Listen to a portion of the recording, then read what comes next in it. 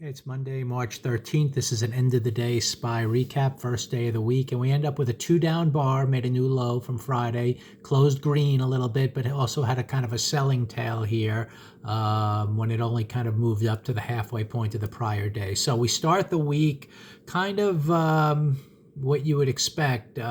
If you look at last week, we had a big red bar. You're expecting the low of that week to be taken out, and that happened on the gap down this morning. You could see here we're already at exhaustion risk in the very short run, moving down almost that's a pause, 2, 3, almost 4 days in a row. If you look at the broadening formation, not that these drawings are entirely accurate all the time, but you made higher highs, and you can see here the lower low almost takes you down to the exact point where we pause a little bit. If you spread out the 15-minute chart, you can see that kind of clearly in terms of a broadening formation. So it just shows you have exhaustion risk down here. But in the big picture, as we've discussed, you're kind of broadening out now.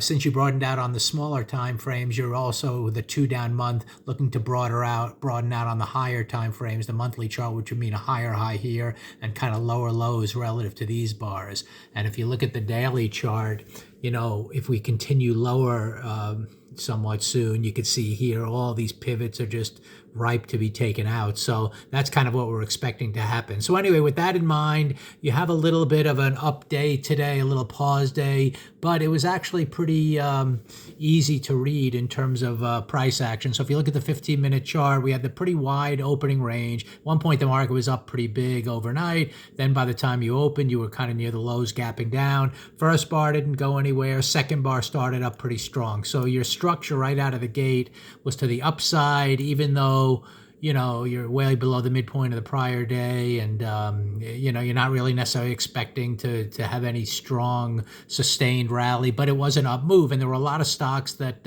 started up early, and given the exhaustion risk, you could have played it to the upside. I bought a few stocks. I was looking at individual stocks, not so much the SPY, AbbVie and Dollar Tree and Tesla. So, stocks moved up. But I then shot a video, mid-morning video, kind of showing how we made one push up, paused comfortably in this fair value gap here, started up on the second push of the day. And at this point, this was kind of the midpoint of the prior bar.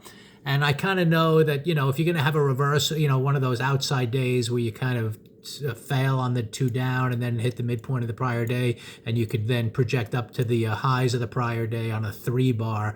You really normally have strength on those kind of bars right out of the gates where you fail, the lower high, but it doesn't always have to work that way. But anyway, given the way it just kind of slowly grinded up here in 2 waves, I kind of suspected this might be near the high of the day. It didn't have to be, but I suspected that was a strong possibility. I bought puts here on this. Once it failed to move up on this bar, you can see it tried to make its continuation. Then that was a good trade for a little over an hour. Then, I went away for a while. When I came back near the end of the day, just under the suspicion we might fall, again, I saw this kind of grinding up, can't really take out the high of the day, rolling over. So I bought puts again just as another base hit trade. And now we see tomorrow how things open. There's a CPI number in the morning, so we'll see some volatility pre-market, and we'll just have to see where we go. But in the end, we're kind of expecting to go. At some point, we're going to monitor price action to get below this yellow line. That'll turn this weekly chart red, and we'll see if we work towards these targets down here, which is expected until proven otherwise. We have to get above the midpoint of that big red bar to even consider really the big picture turning up, but we're nowhere close to that, and we're expecting lower prices. So, that's why you're still biased to the downside, even though you were able to trade to the long side early in the morning. Again, my particular trading style takes those morning moves, and you can see here it's just classic, one push up, pause, second push up right in the morning, and that's why I exited most of my morning trades there, and most of them didn't follow through. And that's kind of, the way my methodology works, just looking to take trades in the morning, especially when you're moving against the big picture trend to the upside. It's a good opportunity to get out.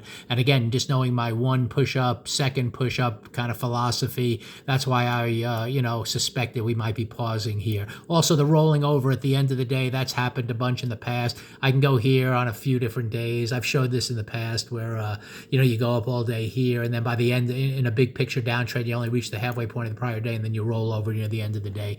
So that's why I thought there was a possibility of this happening as well. And in this case, we just came down and took out the little stops that were down here. But we'll see overnight what happens now, and how things open tomorrow after a volatile pre-market with the CPI number. Expecting lower prices. Again, monthly chart still 2 down. We have a lot of time in the month to reach our targets, so we'll see what happens. I still think it's a good trading environment to be to the short side here.